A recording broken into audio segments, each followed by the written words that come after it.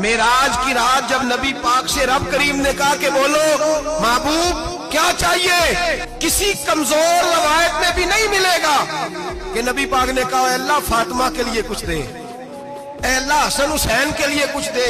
उम्मती भूल जाता है, इसे ख्याल ही नहीं आता, ये सोचता है कैसे हुजूर की फरमाबरदारी करूं। मेरे नबी करीम अलैहिस्सलाम फरमाते हैं जब रब ने पूछा कि अभी कुछ मांग ले, ना हसन की बात, ना हुसैन की बात, ना फातिमा की बात, ना अली की बात, ना अबू बकर, ना उमर, ना उस्मान, ना तलहा बिलाल, नबी पाक ने कहा अल्लाह तू मेरे साथ गुनाहगारों की बात कर, ऐ अल्लाह तू गुनाहगारों की बात कर, ये भूल जाएंगे, भटक जाएंगे, ऐ अल्लाह गलतियां करेंगे, तू क्या करेगा।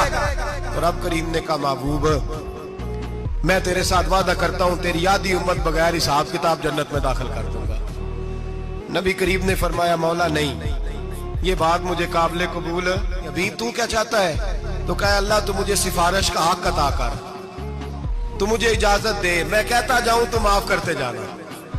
आधी वाली बात काबिल कबूल है, मुझे हक शफाअत दे। नबी पाक फरमाते हैं मेरे रब ने मुझे सिफारिश का हक दिया है, मैं कयामत में सिफारिश करता जाऊंगा, अल्लाह मेरी उम्मत को जन्नत अता करता जाएगा।